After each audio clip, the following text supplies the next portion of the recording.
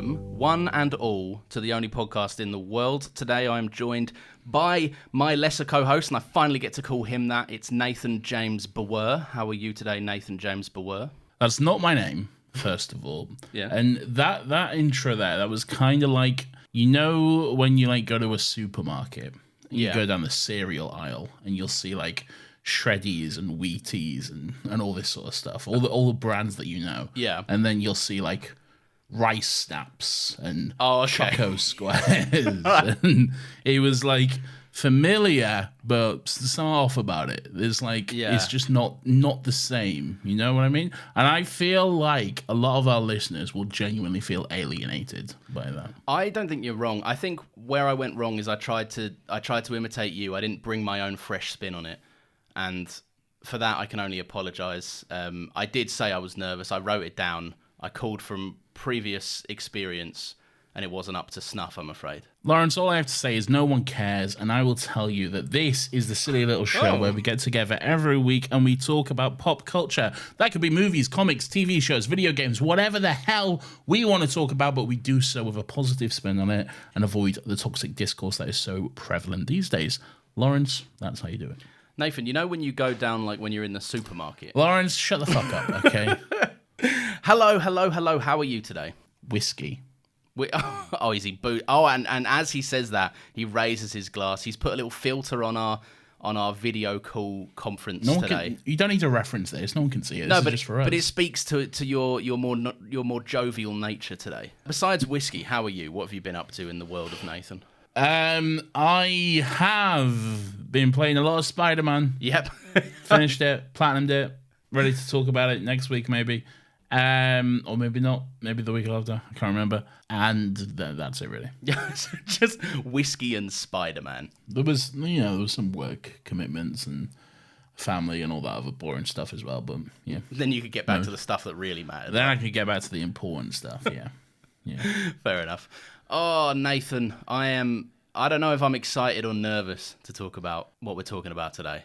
Well, I'm not necessarily either. Well, I'm definitely not nervous because I don't give a shit.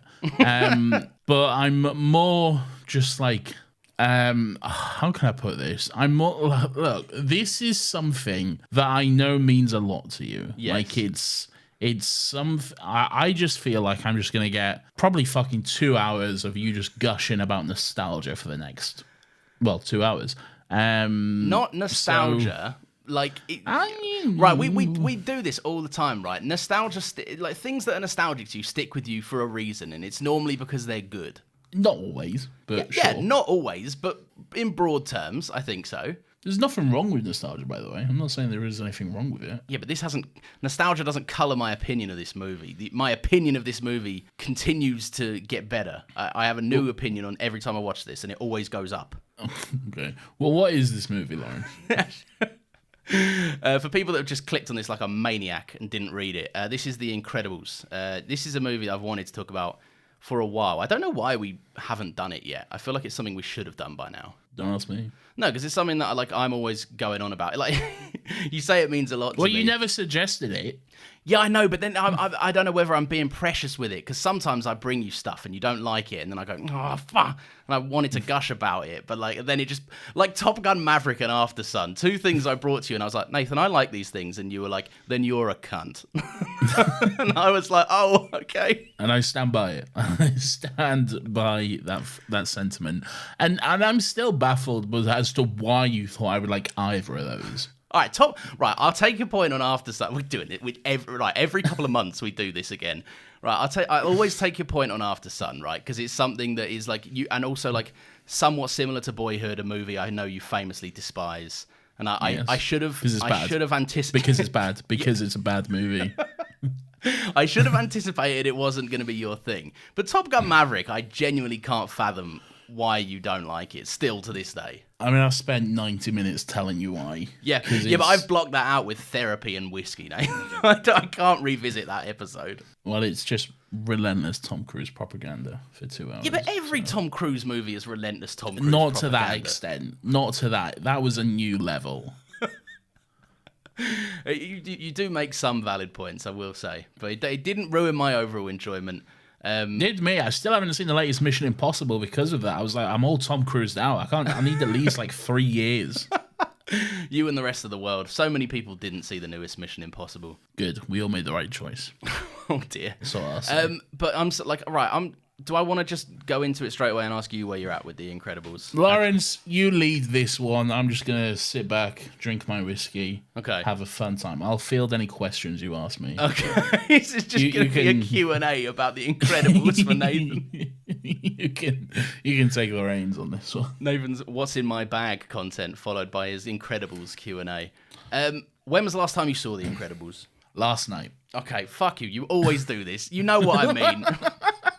Because it's good. It never gets old. It's a stupid joke and I hate it. Well, you are. I'm technically giving you the correct answer. I know you are, and that's what fucking winds me up about it.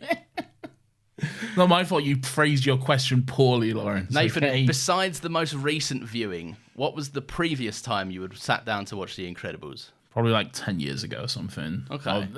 Even that might be generous. I don't know. Probably, maybe a bit before that. You didn't rewatch it before The Incredibles 2? Nah, I don't care.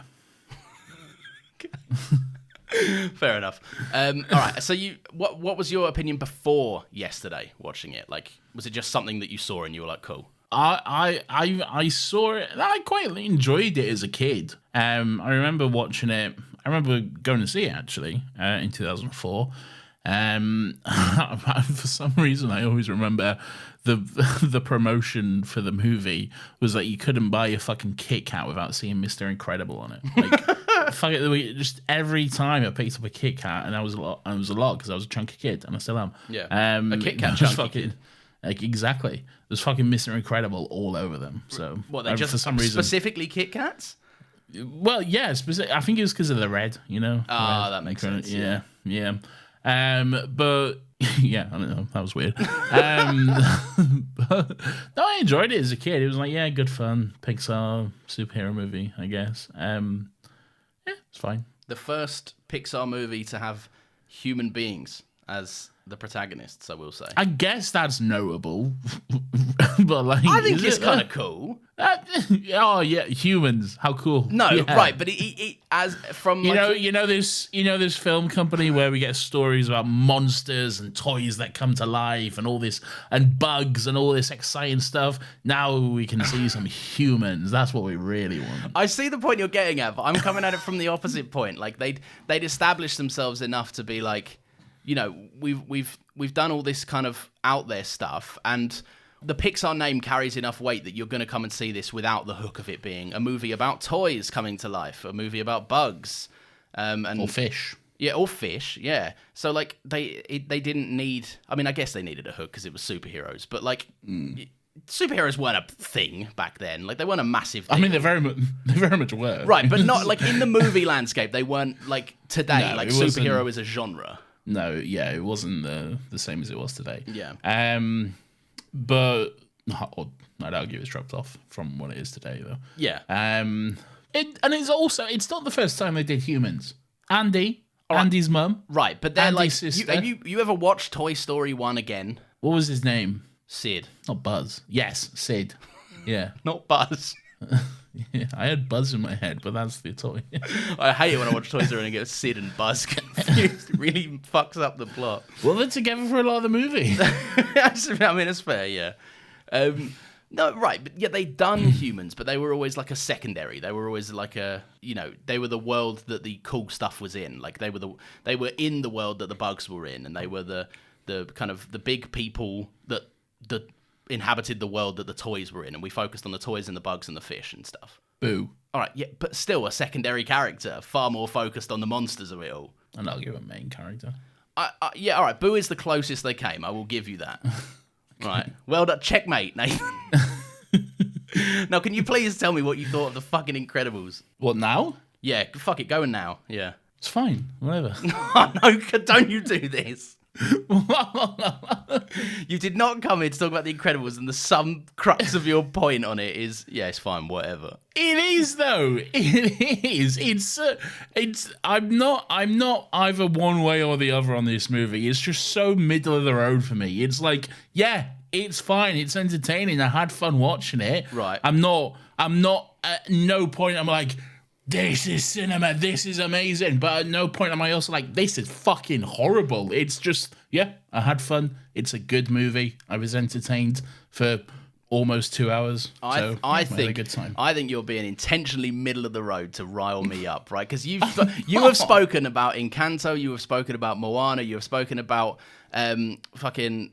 I wanted to say House of the Dragon, not House of the Dragon. The other one about How to Train Your Dragon. Yeah. All of which with more enthusiasm than The Incredibles. And The Incredibles, I would argue, is better than all three of those movies. In your opinion? Yes. Yeah. But come on, give it a fair trial. But all those movies you just mentioned, to me, they are more exciting and fun and whimsical than this. Because maybe it is just a little bit of superhero fatigue, but I'm just like, yeah, it's superheroes. It's like, yeah, all right. I've seen a lot. There's a lot of superheroes about. I've been playing a fucking game about a superhero for the past, and it's great. Don't get me wrong, but like, there's a lot of it. You know? Do not blame the movie for like the time that we're rewatching it. Well, I think you can't ignore the context of the current situation, the current landscape that we're in. It's not a crime. It's not a bad thing to watch a movie and take into account the current context of the world. Yeah, fair. I would take a point more if I think it didn't, like, firstly, it wasn't better than most of the superhero movies that are out. And Better than some. All right, yeah, all right. There are amazing ones, absolutely. Yeah. But like this does, like, there are good superhero movies and there are good movies, but this is like one that like pushes it being a superhero to the point where it's like narratively relevant all the time. Like the whole movie has this undertone of like, what does it mean to be mediocre? Is being special important or unique? What does it mean to individual people? Like it takes like being a superhero and makes it like the whole point of the movie, which like other superhero movies don't. They're just like, I'm a strong person and there's someone in politics up to no good. Like, they don't put as much care on it being a superhero movie now, I don't think. Maybe. It depends which superhero movie, I guess. Yeah, like, it does. All right. Something that if you don't like, I think I'll cry. The vibes. That's a very broad and non-specific term. You're right. So... You're right, Nathan. Would you like 6 individual points on the vibes? For fuck's sake. Sure. Nathan, a direct quote from Mr. Incredibles came up in my wife's wedding vows to me, all right? This I've been waiting for this. What did she say? She said I was her greatest adventure. Oh, it went over my head. You're just asleep in the back of the ceremony. Like, I was in the front row, thank you. I held the rings. I was up there with you, actually. Yeah, you... I had the rings. Yeah, a memory is stuck in my mind of you coming over, and you were the first person to congratulate me. So I will say that mid-ceremony. At least you woke up for that. Yeah, I was fully awake. Right. In terms of like the vibes of it, the basic thing I can say is like it's like I think Brad Bird has like a real unique vision for the world. Like it's you know that show Gotham. You have to go with me here, all right? I'm not going to stay on Gotham for long.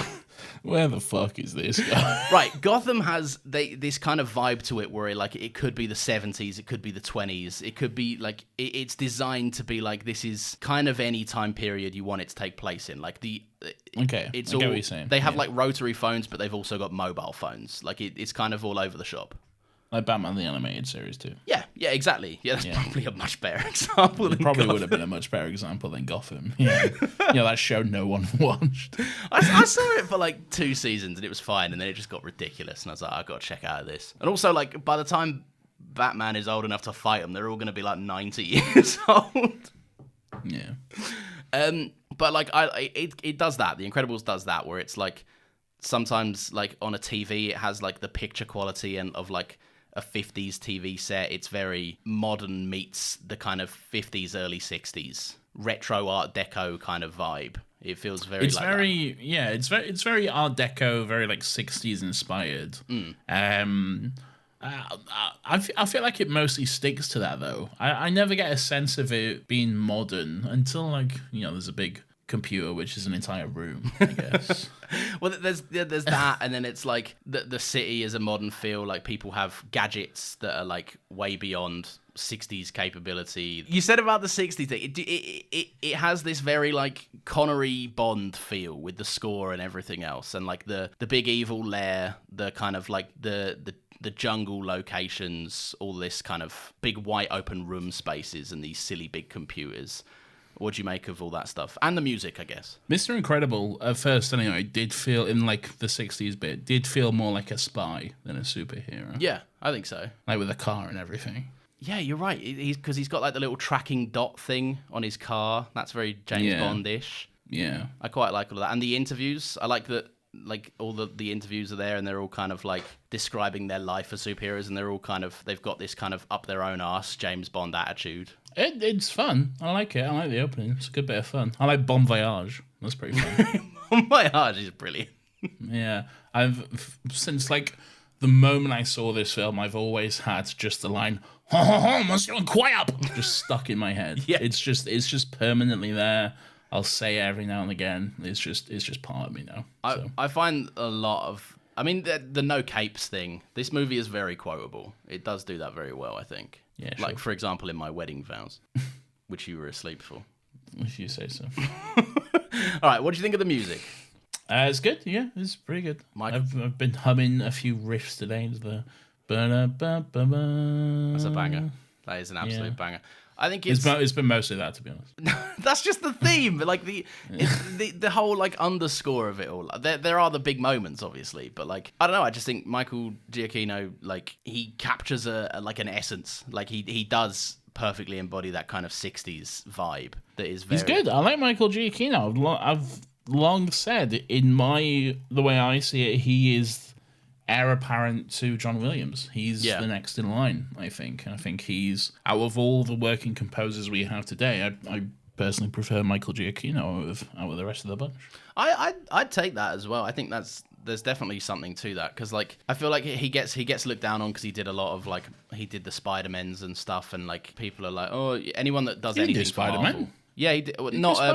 He did all the home Spider-Man, the Tom Holland ones. Oh, MCU Spider-Man. Yeah. Right.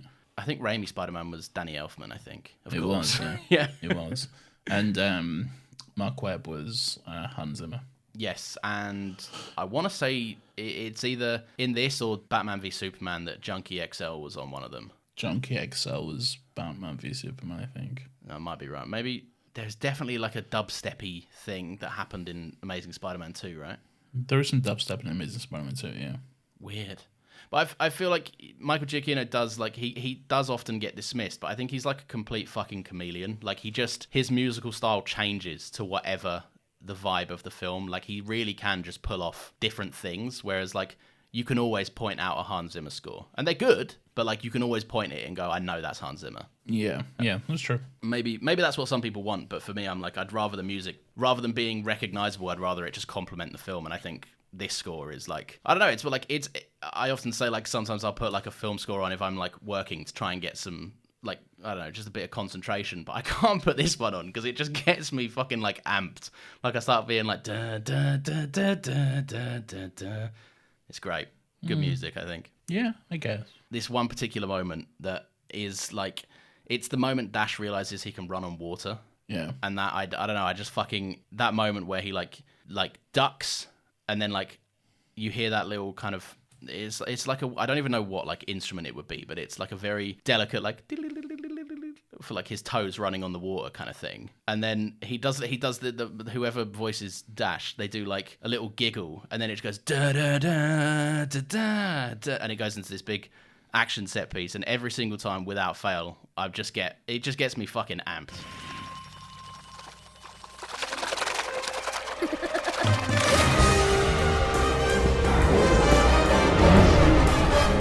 Do you know the bit I'm talking about? I do, yeah. Alright, tell me it's not a moment that you're like, that's like, just make... Alright, it's not a moment. I'm like,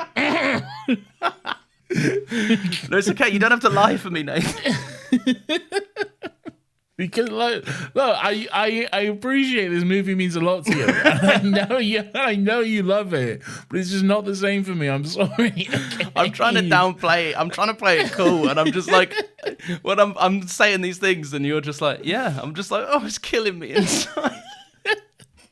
It's good. Like it's fun, but it's just I don't have the same love or nostalgia for it that you do. Like I like it, don't get me wrong, but when I was watching that scene, I was like, yeah, sure, it's good, but I'm not like, oh yes, Disco Dash, you know. I'm just like, sure. Like I'll be honest with you, didn't even make like that was not a noteworthy moment for me at all. Oh, you're nuts. The movie. No, it's a fucking like, it's a brilliant moment, right? He runs the fastest he's ever ran before. And he's like, that little giggle right before the music kicks in. It transports me to another realm, Nathan. It is so good. I preferred seeing him when he was fucking powering the boat, which was his mum. That was his mum boat. His mum boat, yeah. That will take me on to another point quite nicely, which I'll get back to the vibes because I have one more note on the vibes.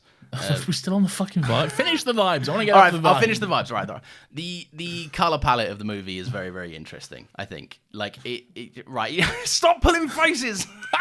I'm sorry, Nathan. You're in my house now. We're talking about The Incredibles. I'm in my own house, actually. All right, like I just find it really, really cool. And maybe this is a simple thing, and I'm probably blowing smoke up like very simple color theory work, but I just think it's a cool little detail.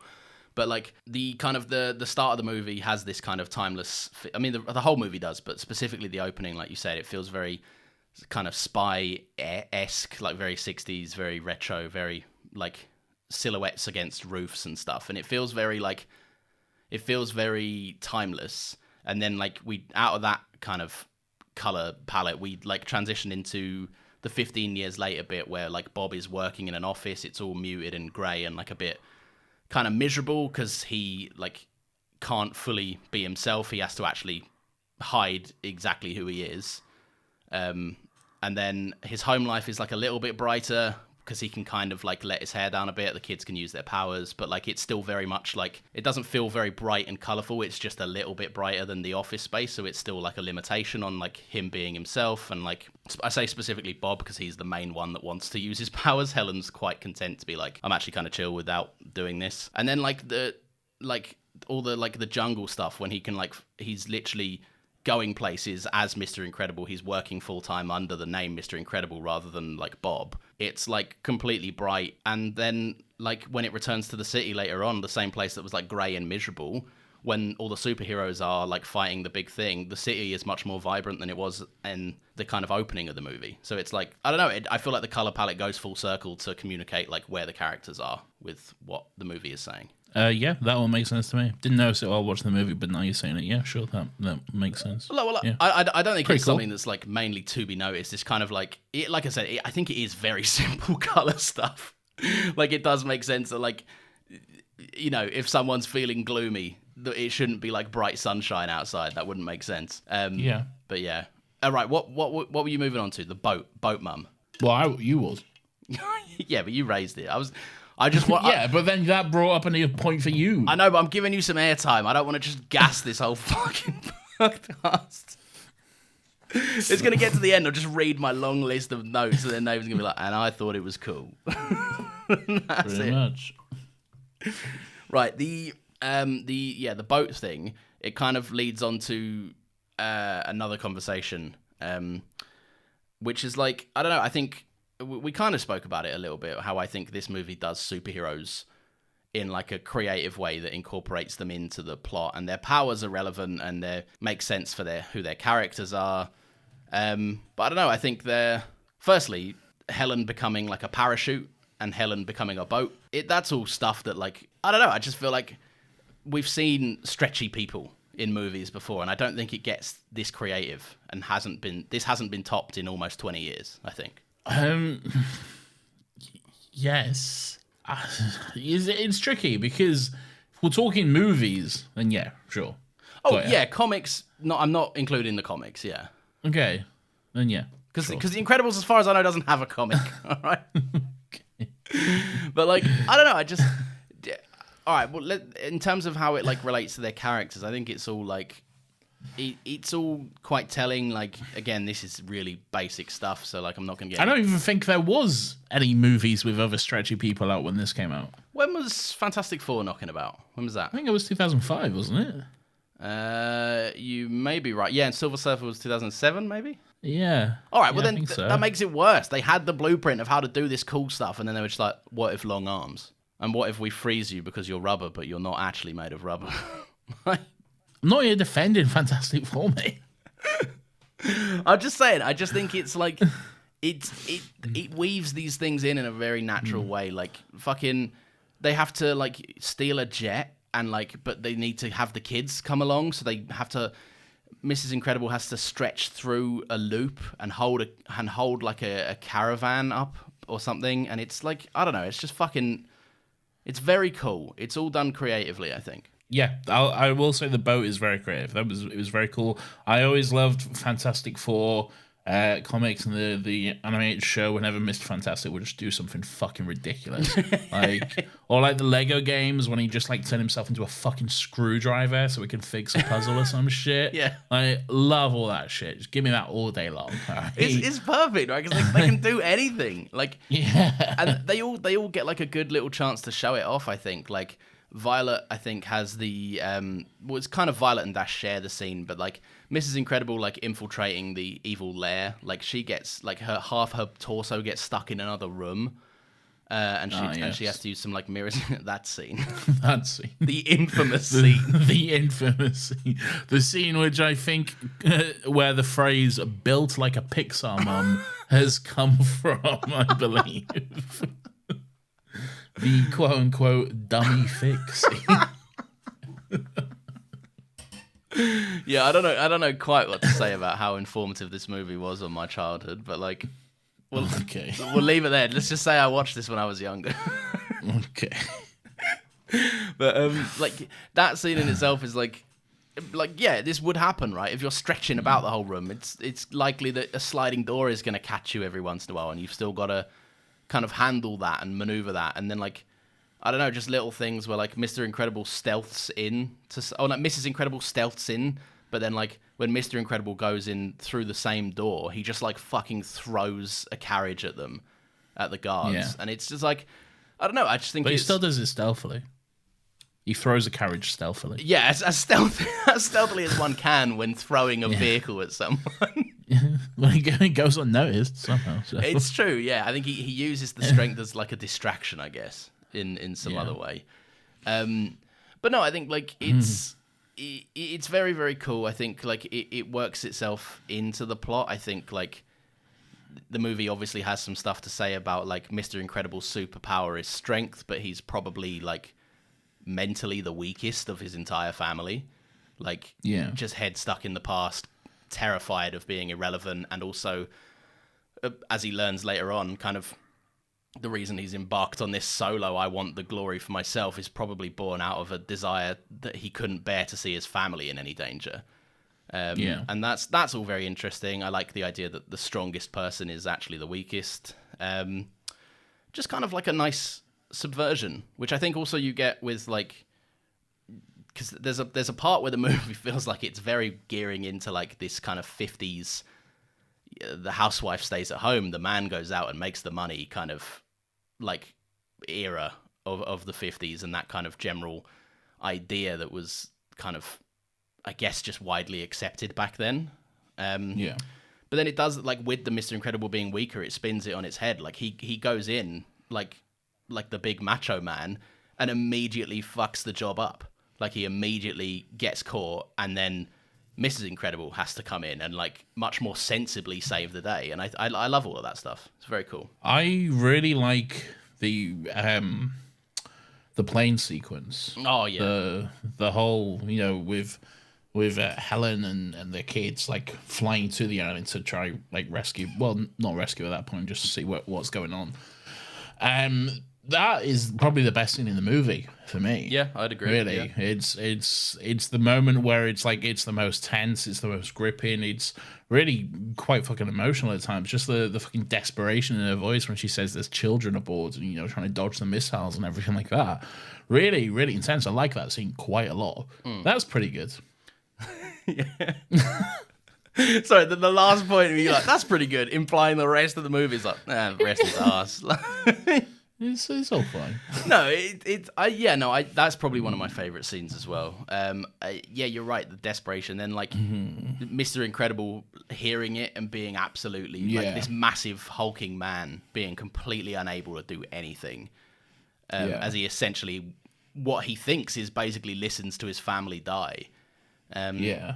And just like that shock when she says like that line always sticks with me with there are children aboard this plane, and then like just the way he's like no, it just gets very intense very quickly. I will say this, all right, Edna Mode. Yeah, I respect your game. All right. Yeah, those costumes are dead, man. Are you fucking deluded? Dead, man. You dead. are nuts. Both. Mr. Incredible and Elastigirl's original costume are so much better than the fucking red jumpsuit with the little pants and everything. I will say that Elastigirl's first costume is better. Mr. Incredible's is so much better. The black and the blue? Are you kidding me? They're a family unit, Not Nathan. just this little fucking red jumpsuit. They're a family unit, and they get put in they all get their own little onesies, right, which are the same color because they're a team. Well, make them look good. They can still be a team. Just make them look good. Nathan, in the opening, they're not on the same page, and they have to learn to come together. The first moment you see them all suited up in the same shot is the moment where they come together. Everything you're saying is themes and bullshit and doesn't explain why the suits look bad. They don't look bad. They look great. They look very cool. They look bad. They look bad. Awful. They are iconic. They are very good. Too much red. Not iconic at all. I think they're iconic. It's too much red. There is a lot of red, I'll give you that, but they look good. Red's a cool colour. I don't like them. I think they're quite unique and quite cool. How is a red jumpsuit unique? It's right, because it's, look at literally any other superhero. No, they've all got blue. Blue is the coward's colour. They've all got a splash of blue in there. Superman, Spider-Man. What is it with you and blue? Why do you hate blue so much? I don't hate blue. I just like red. Let's talk about the Incredibles themes, and you're like, why do you hate blue? I don't. I don't like them, man. I think they're good costumes. I think they're very good, and I think they all look very cool. They're fine for what they are, but not a patch on the original costumes. Do you have a favourite costume? Can be Mr. Incredible's original. His original costume. Yeah. You're not a fan of Syndrome's costume? No, not really. Do you not like it? Big, like, sweeping S? Looks cool. No, just a bit bland. I think you're wrong. Okay. But you are entitled to your opinion. I understand I'm very precious about this film. Yeah, I think we can see that. Here's something. You've always said that, like, you like the, like, I think you mentioned this during our episode on The Flash, that you like the... ridiculous to call the kid fucking Dash, but before they knew as well. Yeah, you like that Dash isn't like super fast or whatever. Like he's there's some groundedness to the speed, I guess, is what you say. Yeah, I think there is. I think he's fast enough to he literally runs on water. That's fast enough, right? He's outrunning anyone. He is basically on par with some sort of like jet speeder type thing, which is what you see in the movie. I don't know what they're called. What are those kind of things? I think you're wrong. What? Because in like the beginning of the movie, he moves fast enough to be able to put a tack on his teacher's chair and like no one in the classroom can see it. So if he's able to move fast enough that he's not perceptible to the human eye, then it's pretty fucking fast. Right, he's fast, but that is perceptible to the eye. The whole point that he's in the principal's office is because you can tell. You can tell within a flicker. Yeah. You can see a... Yeah. But you can't really see. Right, but And the whole point of that is that, like, the head teacher can't see. And sure, Helen probably can see, but she's just like, no. Yeah. I don't know what you're talking about. she's playing it coy. Yeah. Right, I do take your point, but like that's a split-second burst of exhaustion, right? In the scene I'm talking about, he's tired and has been sprinting for most of the movie. Like he's fucking exhausted and he's been fighting people. Well, then you should do better. Right. Get quicker, Dash. Yeah. I just think, right, I think from like a story point of view, it's more interesting, right? Because like if you're working It's more with like interesting for the character with super speed to be slow. not slow. In what world is he slow? I don't think he's slow. I just think he's not as fucking like he can't fucking run into a different dimension or something. Like that stuff is insanely like overpowered, solves most problems, but also allows like the only kind of perspective you can get when someone is that quick is their own perspective, and you get this slowed down kind of thing, which has been like people's favorite way of shooting it for like, I don't know, 15 years or whatever. But with this, you get like, you can see like fucking like speeders like kind of operating parallel with him. You can see, they can see him. He's just as quick as a fucking very fast car. Like I think it's more interesting that they can see the threat. They can see what they're chasing. It's not just like, oh, he's gone. Because there's one person in the family that can already turn invisible. So if Dash was that quick that he just got himself out of every problem immediately by running to the other side of the fucking globe, like, it's just boring, isn't it? Yeah. You can't tell if you agree with me or not. No, I do. There was a question, But, Nathan. like- That was an intonation of a question. But, like, you was framing that whole point as if, like, it was like a comeback at me, and I honestly can't even remember why. No, but like you said, it's not as interesting for like him to be slow, a speedster to be slow. Well, he's not slow, is he? I think he's about the same speed, maybe just a bit slower than, is it Makari in Eternals? Yeah. And I think that was like, we praised that. That was more interesting because you can see That was, yeah, everything that was going more on. interesting. Yeah. But yeah, I think that's cool, and I like his power. I like Violet's power, how it's like born out of a kind of an insecurity and like a... Why do people say this is like the best Fantastic Four movie when it's not really a Fantastic Four movie? Yeah, I think it's mostly there's four members, they're a family, and one of them can stretch. I never really got that comparison And one of them either. can turn invisible. Yeah, and But that's true, it. yeah. So, fucking hell, Brad But Bird. that's it. Like, there's not a rock person. No, there's not a rock person, there's not a fire person. Well, there's kind of a fire person. Yeah. If Baby does fire.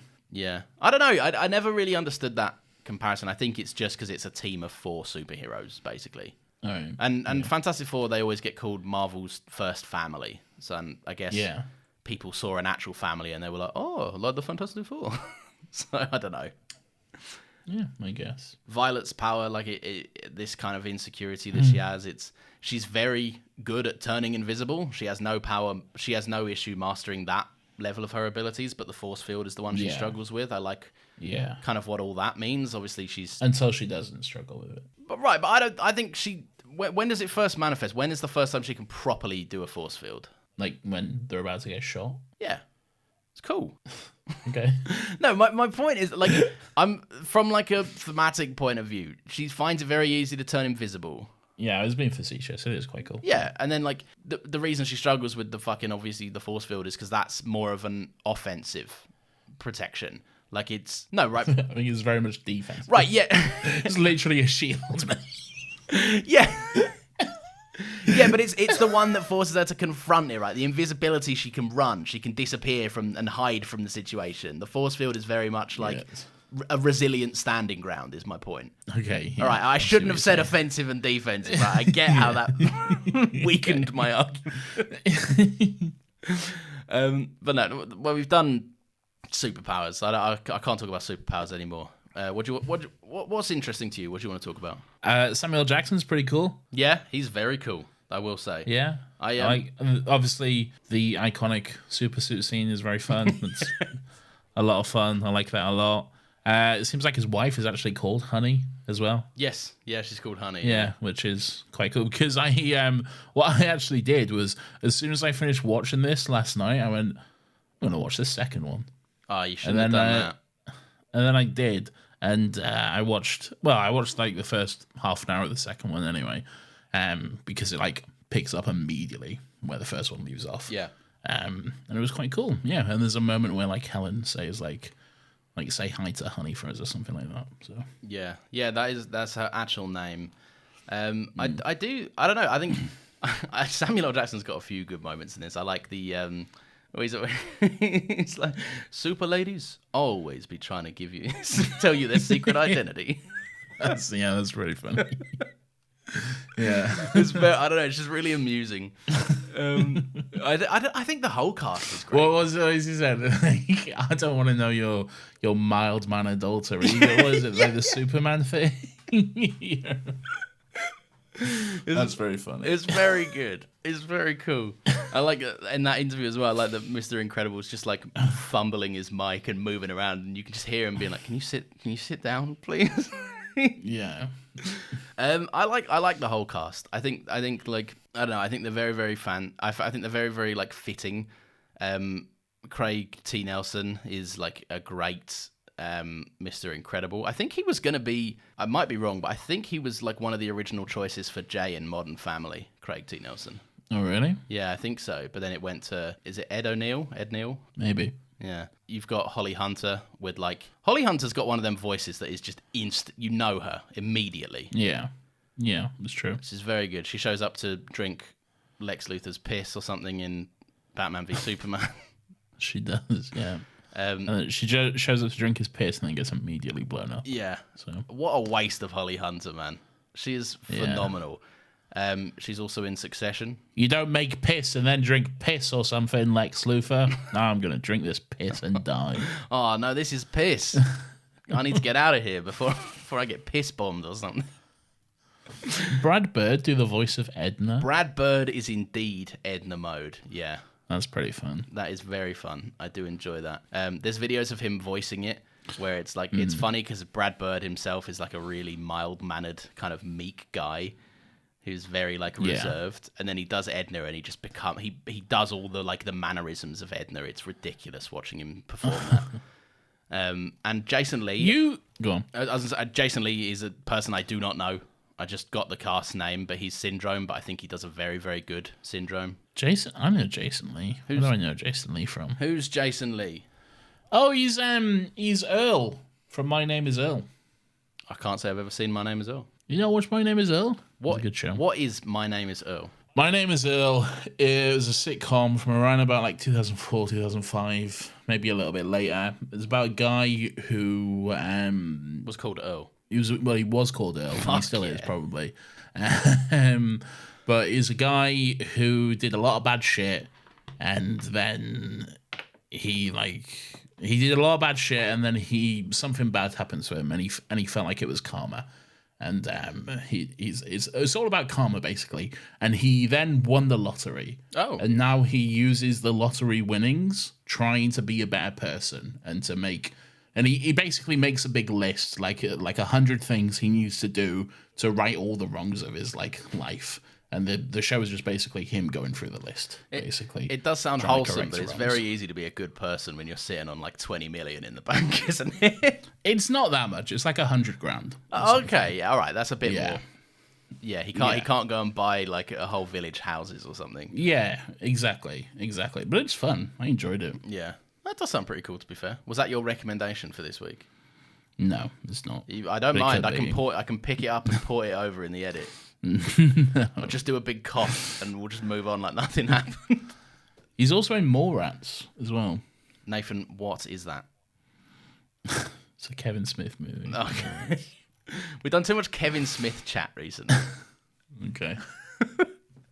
But yeah, no, cast-wise, I think I don't know who plays the kids. I know that Violet stays on for 2 movies, but Dash's voice actor changes. Oh really? Yeah, didn't even know this when I watched. Yeah, no, it's phenomenal. Obviously it's an impersonation in the second one, but I think they actually had like a young boy play Dash, and then obviously by the time the second one rolled around, he's like a grown man, and it's like I can't do. Hello, that I am Dash. Yeah. Dad, help me with my homework. You said something interesting when I said I watched the second one. You said, "Oh, you shouldn't have done that," or whatever. Maybe this is when the nostalgia point does kind of dawn on me, because I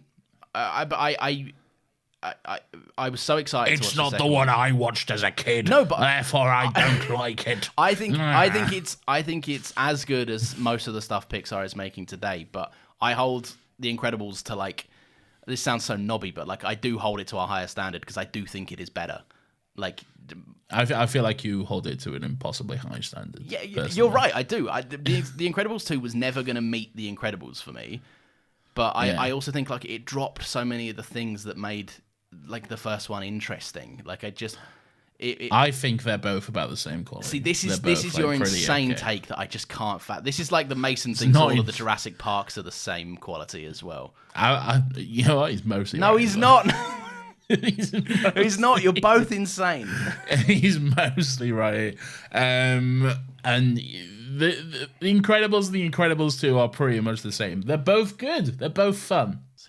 It's hard to clap back at you when you say they're both good. Because, like, what am I arguing with here? They're both pretty okay. Not right. Now you've hit a nerve, all right?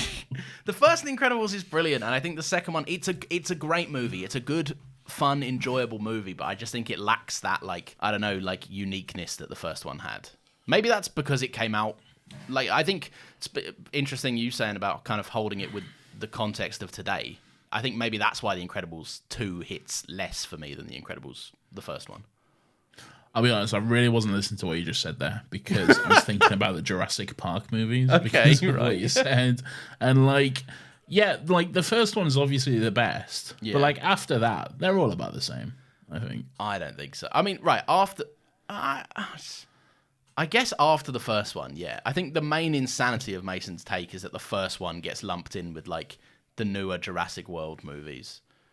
I mean, I would much rather watch Jurassic World, whatever the last one was called, than Jurassic Park. Because I'm going to have much more fun watching Chris Hems. One of the Chris's. I'm going to have fun watching a Chris, all right? A guy named Chris Pratt. Chris Pratt. Yeah. Pratt being chased. Being chased through the streets of, like, Budapest or whatever by a fucking dinosaur on he's on a motorbike, not the dinosaur. Yeah. But, like, being chased by a motorbike. No, being chased by a dinosaur while he's on a motorbike. Like, that's more, like, I get that, like, from a technical standpoint and the themes or whatever, and Jurassic Park is the better well-made movie. Yeah, blah, blah, blah, all that bullshit. Yeah. All right? But I'm just going to have more fun watching dinosaurs chase and eat people and all that bullshit. You don't like that bit where Sam Neill leans on a dinosaur and it looks like he's doing something naughty to it? It doesn't look like he's doing anything naughty to it. It's just a funny little thing. It's this little up and down motion. No, you're putting down something which isn't there. You've like, and that's the thing. You are entitled to like whatever you like. I think you are right. Like, I do think Jurassic Park is the better made movie, but, like, it's the same thing as, I don't know, I guess I really like the first Star Wars movie, but I'd much rather watch The Force Awakens than Star Wars. Yeah. Like, and that to some people is also an insane take, but I just enjoy it more. I mean, they're mostly the same anyway. So I mean, yeah, they virtually they're very similar. Yeah, but you know, in your one, dinosaurs. Like, it's fucking. Yeah. I do love that. I've never been able to forget it. And one of our friends, Garrett, who's been on the podcast as well, he pointed it out. When? Tell me when. The Assassin's Creed episode. Yes, I know. I'm aware. You surprised me with him. But he said. He said he loves the bit in the Force Awakens where he goes, "This was the Death Star. This is the much bigger, scarier Death Star." Yes. That's very true. Nathan, let's talk about Syndrome. Oh, for fuck's sake, we're not done. We're not done. I won't take up too much of your evening, I promise. But we're not done. There's no way I'm not saying a word about Syndrome in this episode. So Syndrome's a little boy? Yes. He's called, like, Buddy or Bobby or some shit? He's called Buddy, yes. All right. Or is he not called Buddy? Well, Mr. Incredible calls him Buddy, and then it's the same as the honey thing. He's called Buddy by pure coincidence, and then his name happens to be Buddy. But doesn't he say, "My name's not Buddy"? Yeah, he says, "My name's Incrediboy," but I don't think his birth certificate... No. Like, when he's an adult, doesn't he say, "My name's not Buddy"? Yeah, but I think he's like, "My name's not Buddy, it's Syndrome," or something. Like, it's a defiance of, like, him being a young kid, rather than, like, that's not my legal name. Oh, okay. I thought he was him. That's not his name. All right. Much like the Tintings before him. Yes, exactly. Yeah, so he's a little boy. Yeah. He makes himself out to be Mr. Incredible's sidekick, or whatever, which is a bold claim. I feel like you can't just make. I mean, he's a kid, but like you can't just make yourself a sidekick. Like Robin didn't just show up at the Batcave and was like, "I'm here. I'm Bat Let's Boy. go fight crime." Yeah, you know. I do. Yeah, it is a bold claim, but then I think like they meet each other at like the worst points in their lives, right? Because Buddy he's a child that's made rocket boots, right? And he's obviously a moron, but he's made cool rocket boots, and he has like these gadgets and these trackers and stuff. Yeah. Right.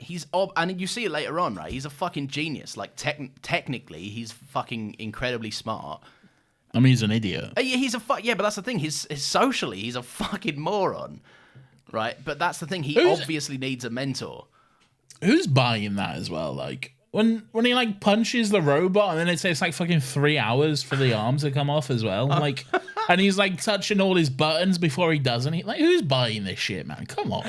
Do you mean like believing it, or actually buying his inventions? Because his plan is to sell them. No, who's believing it? Like, isn't his plan to be like, oh, they love me, I'm a superhero, or whatever? Yes, yeah. I mean, that very quick. I mean, I would take the criticism more if it didn't immediately not work. Like, because he just gets fucked. He gets twatted into a building for most of the movie. Yeah, but even before it doesn't work, it's still like, it's just not believable at all. It's not believable, but I would still thank the man that was seemingly in charge of dismantling this robot. Even if I could tell it was a bullshit ploy, I'd be like, oh, at least it's not hurtling towards my family anymore. Not me. I'd see his controller and I'd be like... You'd fly up and meet him and you'd be like, listen, yeah. young man. Listen, young sir. Firstly, let's talk about this quiff, right? Because it's extraordinary. Yeah. But no, like, I like the character. I think it's like... It's a very interesting character that's very, like... He has this, like, defiance against... being super. Like, he's very aware that he is, by superhero standards, not in the same ballpark, not in the same league, and he's self-conscious of it in the same way that, like, Mr. Incredible is conscious about sharing the kind of the spotlight with anyone else. Like, he's very, I'm the best, I'm the biggest, I'm the baddest, I defeat all the baddest guys or whatever. Like, and I just think that, like, it's super interesting that Mr. Incredible rejects him in the harsh way that he does. And then, like, some 5 minutes later in the movie, the rest of the world then goes, we actually don't like you as well. And then he, like, he tastes his own medicine. He gets rejected in the same way that he just rejected Buddy. And they both crash, right? Yeah. Mr. Incredible doesn't turn into a murderer, but they both have a massive falling out from being rejected. And I just really, really, I don't know. I think it's super interesting that he kind of Syndrome goes on to learn all the lessons from Mr. Incredible, is that he's not special, so he has to find a way to be special, and he doesn't rely on others. He works alone. Not everyone can be super, and he takes all of that stuff to a level of twisting Mr. Incredible's words back on him, and the desire to be admired and seen as above other people is ultimately, like, that all comes from Mr. Incredible, because he had an ego, and he was kind of left. He got killed by a baby. He did, yeah, exactly. He got killed by a super baby, which is... He got murked by a baby. I always remember, I always thought it was weird that, like... Because I remember when I was watching the second movie in the cinema, and they were like, oh, Jack doesn't have any powers. I was like, you saw him. What the fuck? You saw him in the movie. But then when I was watching the end of this, I was like, oh, no, I guess they didn't. Because it was like, it's quite far away and shit, and I don't know what's going on. I think they're like, they make a point of being like, what's going on up there? And he's like, I can't see. yeah. So they didn't. But he like has every power or something, I guess. Yeah, they really wrote themselves into a box with that, I think. Like, because I remember him getting like very big in the second one. He's like a big baby. Might do. I haven't seen the second one in a while. I know that. No, I watched like half an hour of it yesterday, but then I know that there's like a 5-minute scene where he just fights a raccoon. Oh yeah, there was, wasn't it? Yeah, I remember. That's very funny because he's watching the TV and he sees like a robber with one of the old domino masks Yeah. on, and then he sees a raccoon. He's like, "Oh, it's a robber. I need to go kill him." I'm a superhero after all. I better go fucking eviscerate him. Oh, I remember that being very funny. I'm gonna watch the rest of that tonight. It's yeah, like it's. I don't know. Maybe I do hold The Incredibles too high. Also, looks better. I mean, of course it does, right? But fuck off with the. Of course it does. But that is also not to say. But like, you watch them both back to back, right? I don't think there's a jarring difference. There's a difference. I don't think it's. There's a noticeable difference, like because they like redo like some of the ending scenes, and I was like, "Fuck me, this looks amazing." I don't remember this being 4K. It looked like shit a second ago. What the fuck? Yeah. Yeah, no, it is true. I don't know. Anything else you wanna go through? Anything you wanna talk about? Did you watch Jack Attack? I didn't watch Jack Attack. No, Fake fan. it's very not true. If this podcast has established anything, I'm almost obsessively too much of a fan. It's true. I also didn't watch it, but I have seen it before, and like probably even like 15 years ago. But I remember seeing it on a DVD at one point. Oh wow, it was very fun. Yeah. What's the short before this one? Oh, I don't know. I watched it on Disney Plus. Yeah, so did I. So I couldn't tell you. There wasn't one. Damn. There wasn't one on Disney Plus. I'll look that up actually. Was it? It wasn't the little band one, was it? There's a band one? You know, the one-man band one. Oh, I don't know. Short Bounding is in the American North, a lamb's elegant dance. Oh, it's a dancing lamb. I have no memory of this whatsoever. I can't say. Anyway, there you go. It's a dancing sheep. You like the one with the where the guy's mum is a bow bun or something? Oh, that was Incredibles 2, wasn't it? I think it was actually. Yeah. Yeah, that was Incredibles 2. Yeah, I found a way like to make that. it cohesive. Yeah, I do like that actually. I've genuinely. I know people think it's like funny when she like eats her son or whatever, but it's genuinely a very beautiful short film. Yeah, I fucking love it. I cried. Amazing. Yeah, it's great. It is a great thing. I love the one before. I think it's Inside Out. Lava, which is like it's mostly a song to be honest, but like a song about a volcano. Oh yes, Talking about how much he loves like the other volcano and stuff, and it's a tribute to like a very famous Hawaiian singer who passed away before it. Was it the guy that covered Somewhere Over the Rainbow? Yeah. Yeah, no, I do Can't like that. remember his Yeah, no, name, I remember enjoying that one as well. They're the only two that I think I really remember. Or maybe if you like, if someone were to read out more, I'd be like, oh yeah, I vaguely remember that. Right. I wasn't saying to do it. I probably won't remember more than that. If someone, I don't know who, but if someone here right now were to maybe pull up a list of all the shorts. No one cares about this. I wasn't saying to do it. I was just saying maybe if someone prodded me, very much seems like he was going to do it. I'll, let's see, shorts. Look, if someone's going to do it, I guess it makes sense to be you. There we go. One-man band. I think that was before Cars. One called La Luna. I don't know what that is. Jack Attack. God, I really like Cars. We've done Cars, haven't we? We have done Cars, yeah. We did all three of them, didn't we? Oh, yes. Finn McMissile. Yeah. Michael Caine, the car.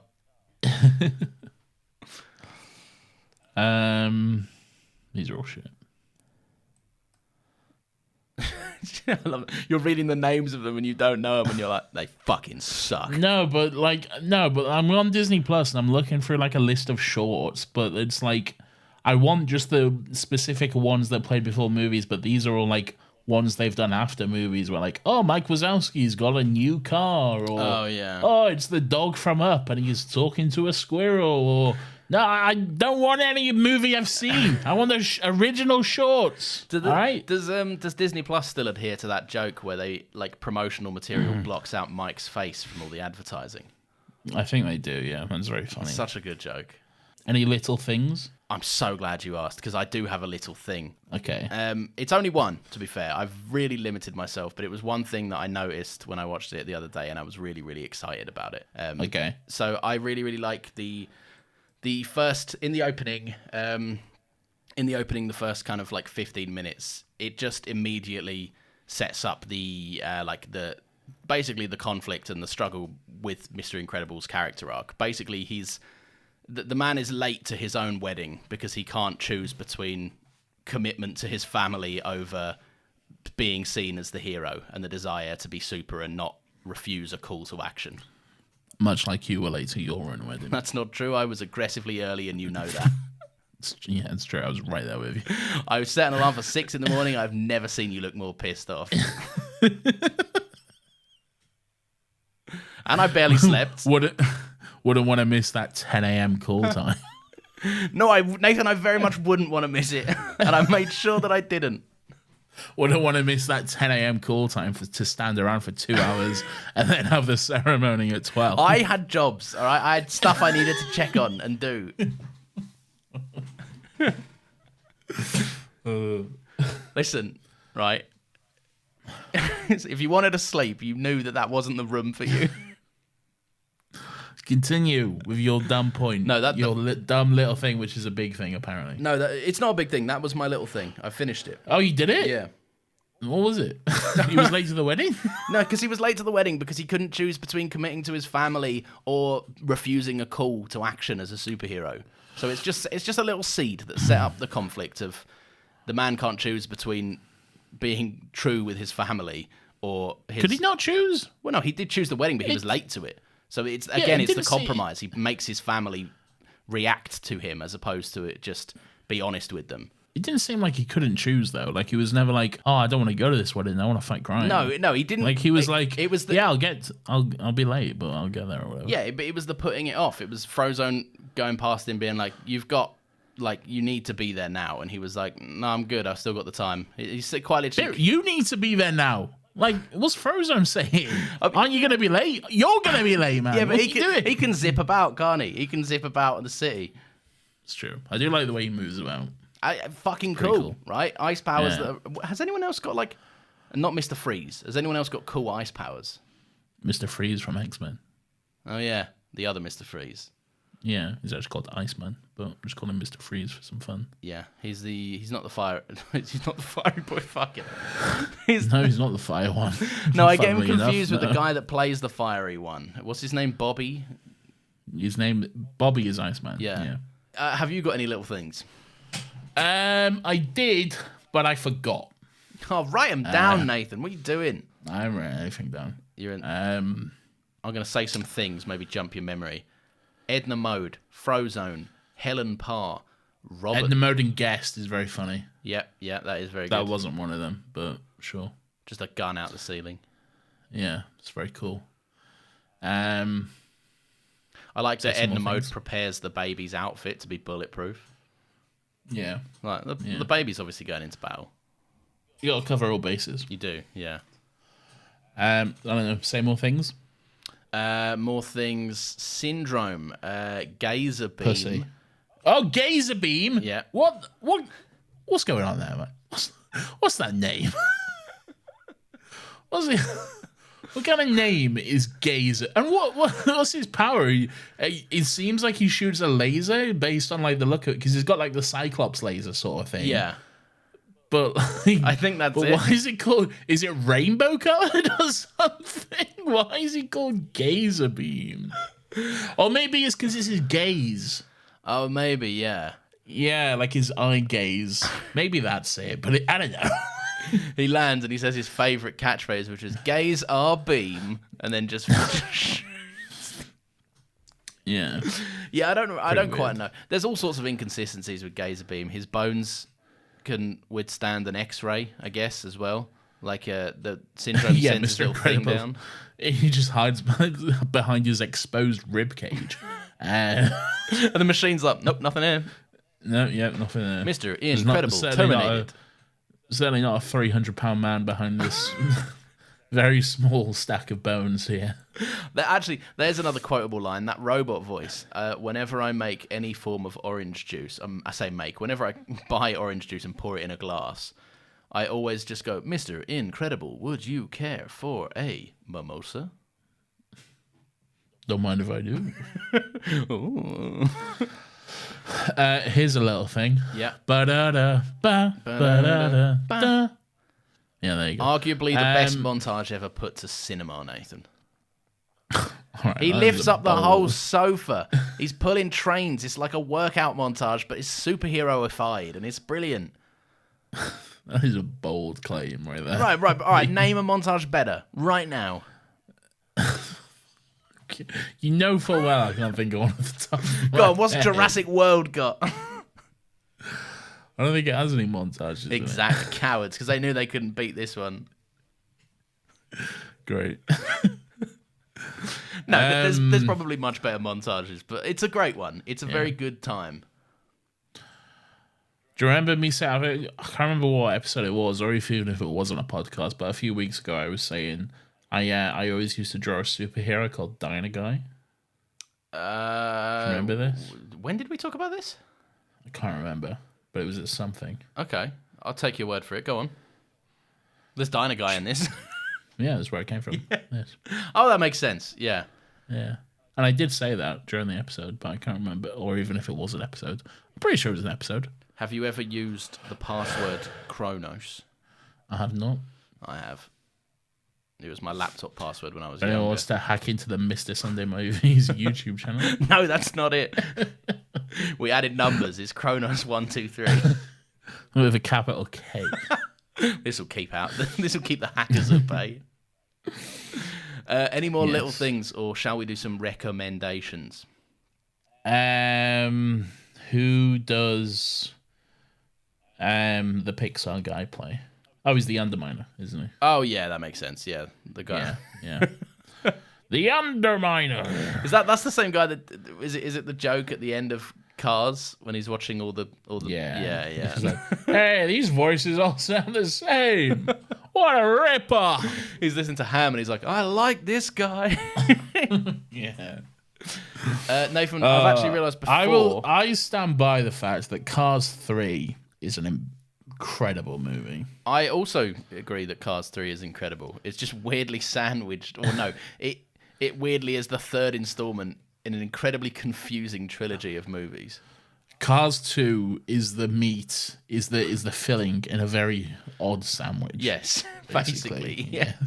It's like you've got a lovely toasted brioche bun on either side, and then you've just put a fucking jam donut right in the middle of it for some reason. That was kind of what I was going to say. I was going to say like lovely, beautiful sandwich, right? Fresh loaf, right? Fresh bloomer bread.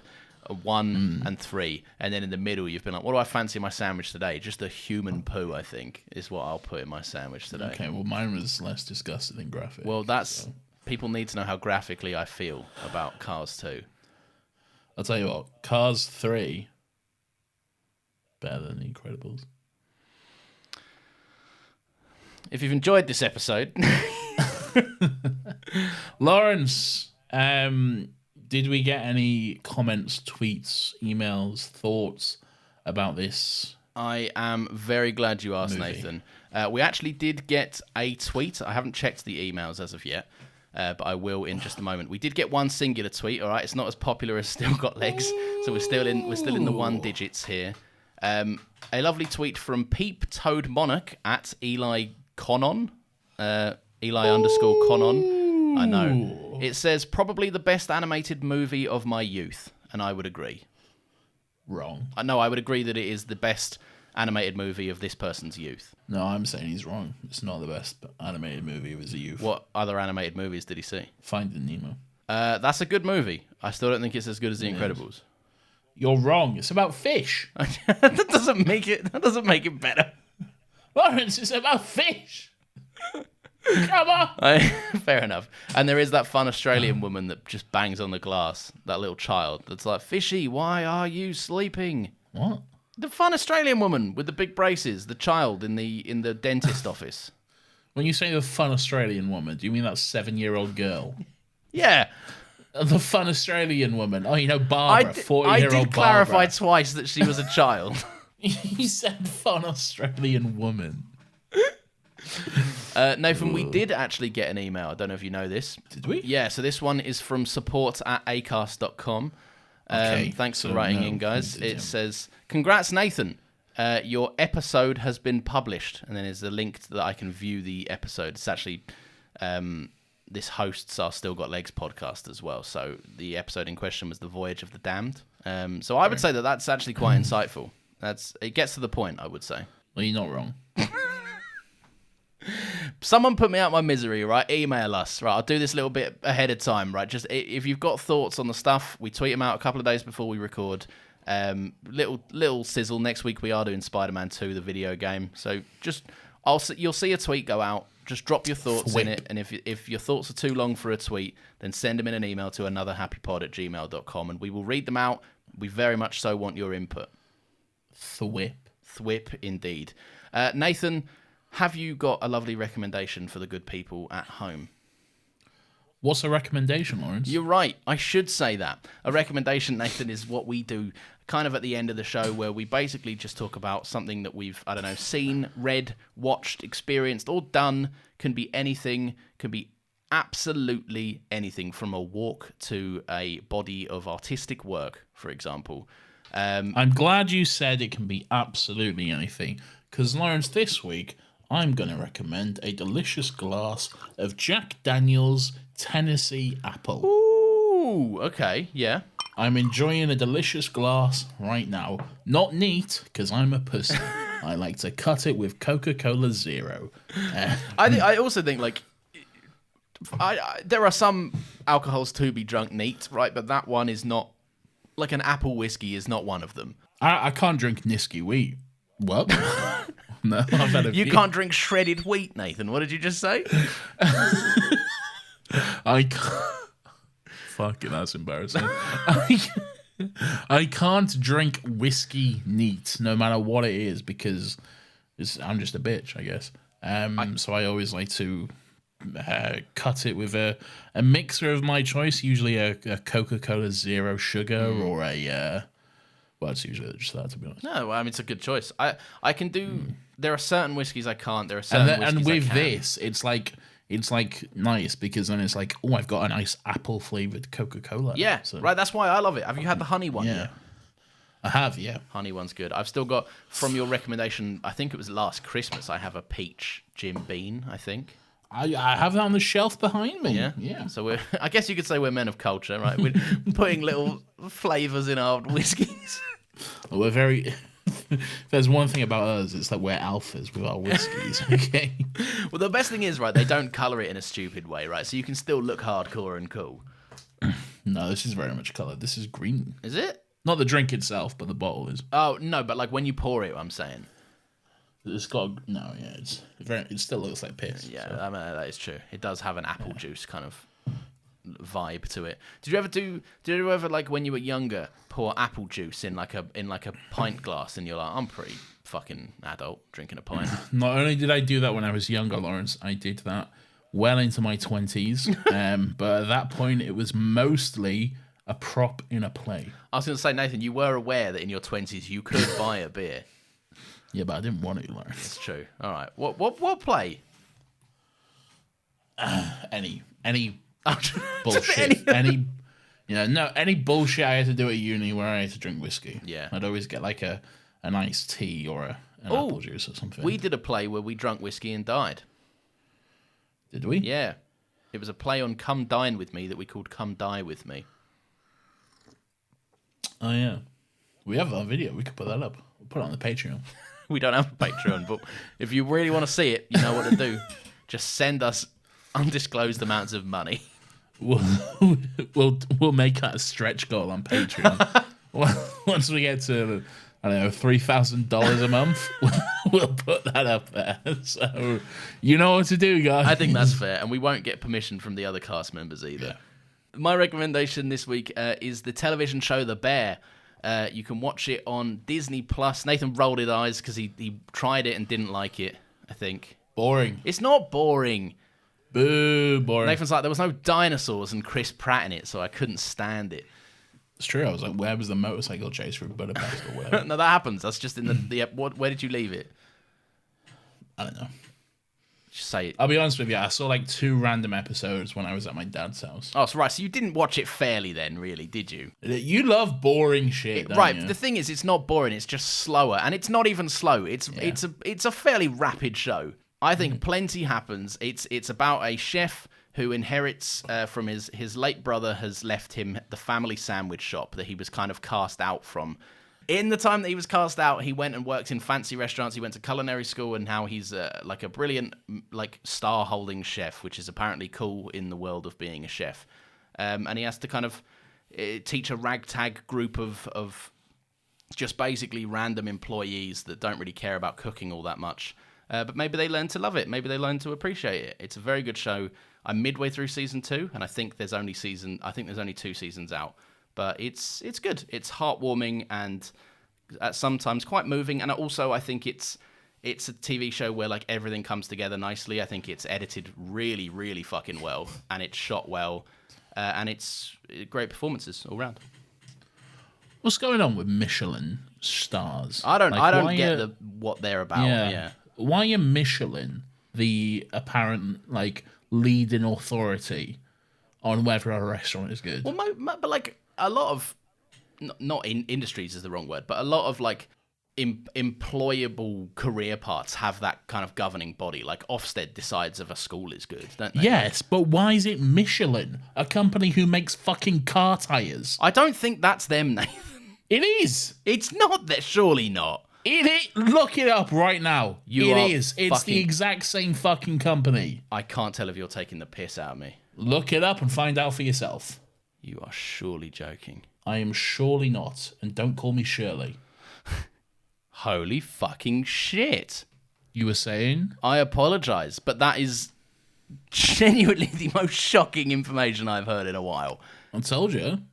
Oh, What you think the I don't fuck? know Yeah, what I'm what the talking about? fuck are they doing? Why have they got a say in what's a restaurant? This is what or I'm not? saying. This is what I'm saying. Why is it them? Is there was this like a thing that started like, I don't know, fucking years and years ago where like, I don't know, just like the workers at like Michelin tires would be like, oh yeah, that's got the Michelin star of approval, and then it just became like a coveted thing. No idea. I do not understand that. But yeah, that is wild. Lawrence, where can people review this show? You're right, Nathan. That is something that I say at this point in the show. What they can do is they can mosey on over to their podcast platform of choice. When we say mosey on over, What's why wrong with that? mosey? Why mosey? It's just a fun little darn tooting phrase. I don't like it. I'll be honest with you. Why? What's wrong with it? It hits the ear wrong. Mosey on over. Mosey Yeah, on. What if I said mosey on down? No, I don't. It's mosey, which is the issue. Oh, I see. Okay. Yeah, I think don't that's like quite a nice way of moving. Nice way to describe just having a little wonder. I don't like it. Going and checking it out. Put your nose in. See what's going on. Yeah. No? Really not a fan? No. What would you prefer I changed it with? Give Give it a gander. No, I don't like that either. Looky Loo over here. Hate that. I'll be honest, I've run out of charming ways to say look at something. What does he say? Have What was a he mosey. trying to say? I'm trying to say that they should go to their podcast platform of choice. You can have a jaunty little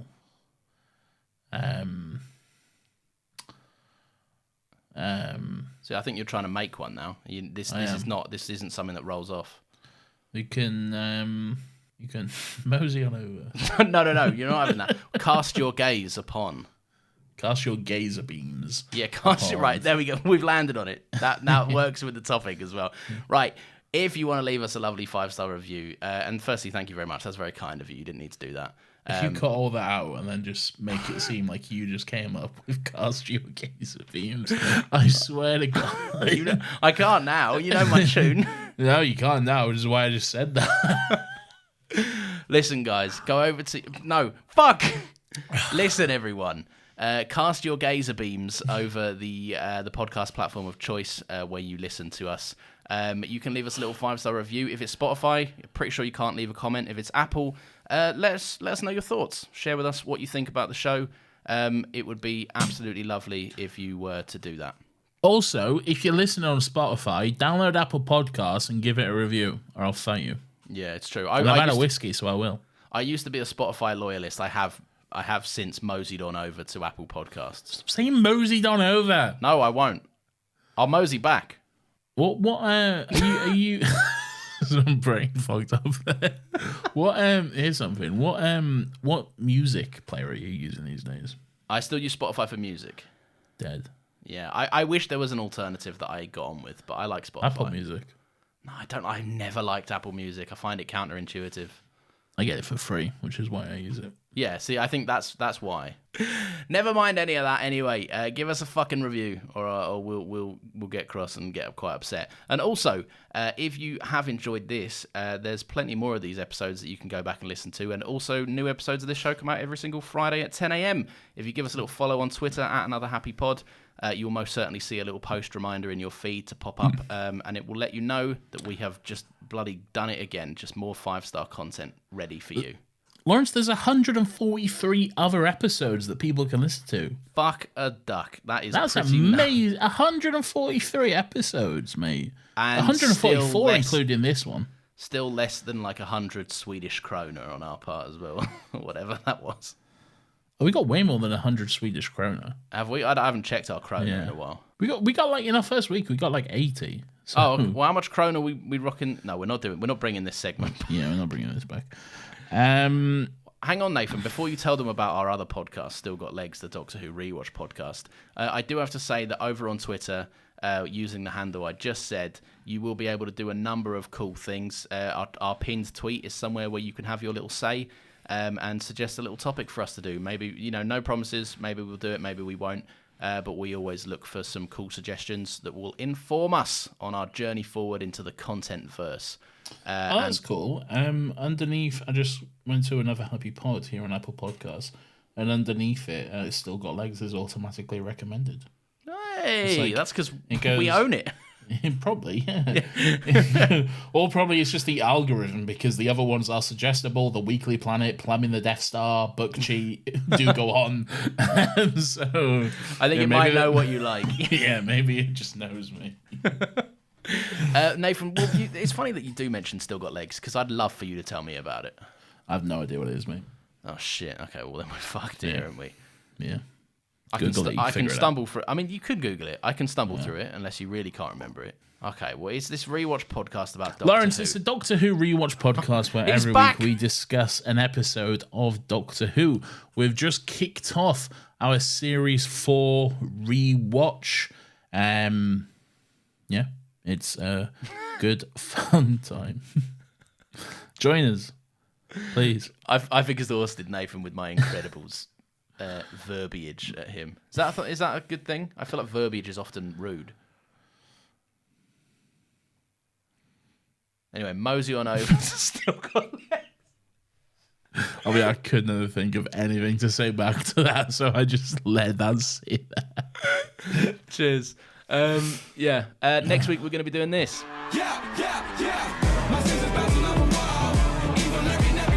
Anyway, imagine that, but there's like 2 Spider-Man swinging from New York. Yeah, it's kind of hard to visualize if you haven't played the game, so we hope you have.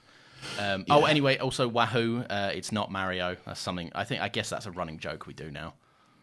Wahoo! It's not Mario. Epic. Nathan gave it a bit more gusto. It's not Mario. Hashtag it's not Mario. Get that trending, folks. What happens when one day we do Mario? Then we have to stop it. Yeah.